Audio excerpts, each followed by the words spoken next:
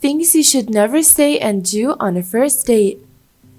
First dates can be fantastic, awkward, exciting, nerve-wracking, and a host of other feelings.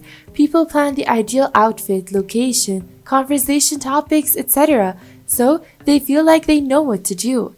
However, what people rarely understand is what not to do or say. That's why we gathered some important tips on things you should never say on first dates. Number 1. My ex used to. If you have recently gotten out of a lengthy relationship, you'll probably find yourself beginning conversations with "my ex and I always used to," or "I remember when he or she." That must stop right away. For instance, in discussions right off the bat, a new love interest does not want your former love interest brought up. This is for you too. And if you can't stop talking about your ex, the feelings are obviously still there. Talking about your ex is an immediate sign that you're emotionally unavailable. If you're still hung up on him or her, then probably you shouldn't be dating anyway. Number 2, financially, I'm doing great or awful. This is a no-win scenario. Either you have lots of money, in which case it makes you look arrogant to talk about it, or you're penniless, and it makes you look pathetic to talk about it. Even worse, consider what message you send. If you spend all dinner talking about your new Audi and your strong stock portfolio, and the girl manages to stay awake and even seems interested, is she pictured herself or your money with you? Whatever your financial condition, on a first date, it's not something you should be revealing. You deserve to be judged for who you are, not on your income generating ability, your personality, values, goals. This goes for in-depth discussion that can point out your wealth visibly. I like to spend summer at my house in Dubai. Number 3, never talk about politics. I guess you were already told not to talk about politics on the first date, but it bears repeating. The explanation is simple. You believe what you believe, and what they believe is what your date believes. You're probably not going to change the views of either person. Plus, the subject tends to spark resentment, which can end the date before it really starts.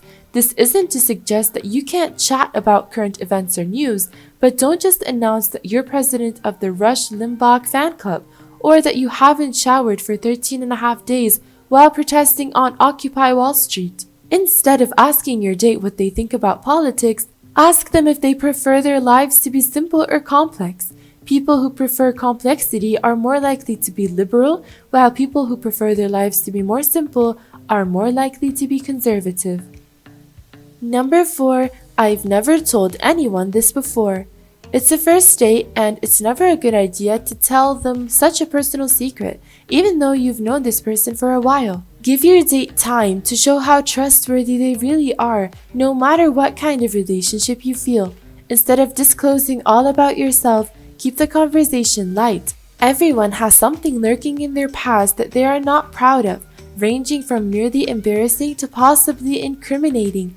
It is tempting in the first euphoric weeks of dating to play relationship truth or dare, to demonstrate your seriousness or transparency. It is advisable to save those incendiary revelations to safer times down the road when you know each other better.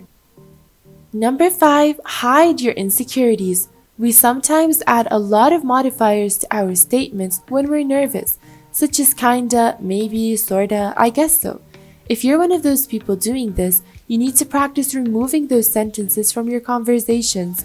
Not only does telling them make you sound insecure, but Santa Barbara discovered in a collaborative study between Stanford and the University of California that using those terms on a first date decreases the strength of bond you and your partner feel.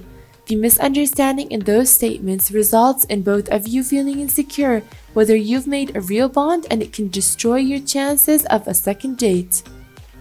Number 6, avoid negativity.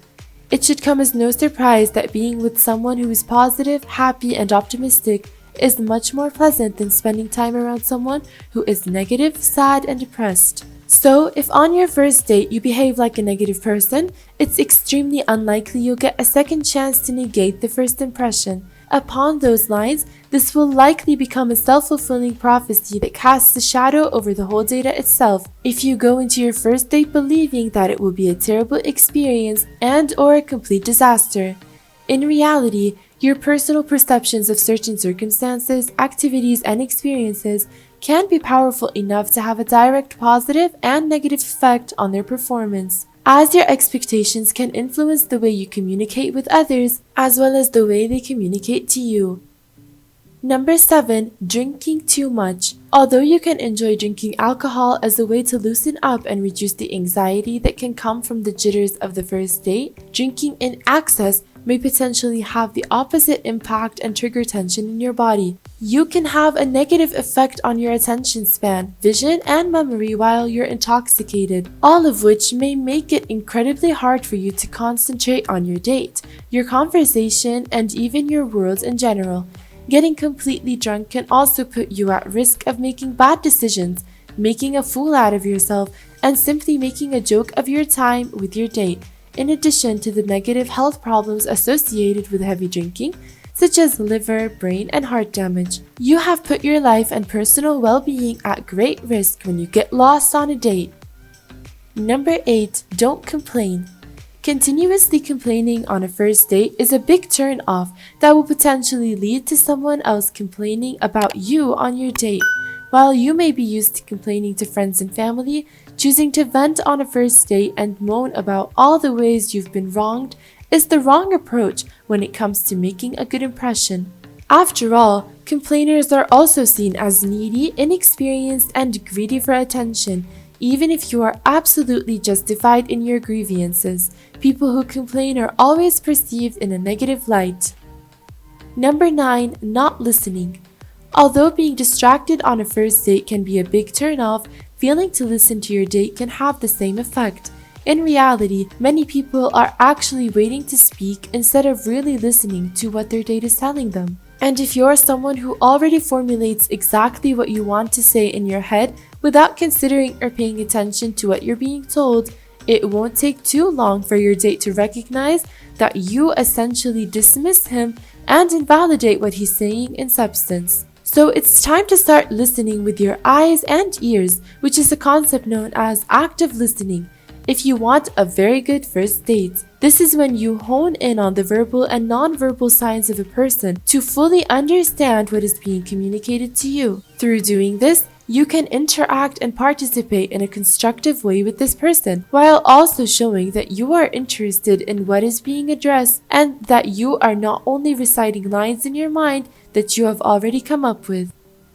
Number 10. Don't be late. It can be a big mistake to arrive late on a first date, since it can be viewed as a sign of disrespect and disinterest, and can mean that you do not take him very seriously. So, if you really want to make a good impression on a first date, there are several different reasons why the best choice is to be punctual. First, being on time in your personal life, just as in your work life, shows others that you respect their time and make them a priority, while at the same time showing that you are coordinated, accountable, and willing to make and sustain commitments. Being on time will also help to reduce the tension you can feel on a first date or in your life as a whole. And you can reduce your anxiety by being on time and going to the date feeling more focused, confident, and relaxed, rather than arriving at the date feeling flustered, irritated, and frazzled due to your tardiness.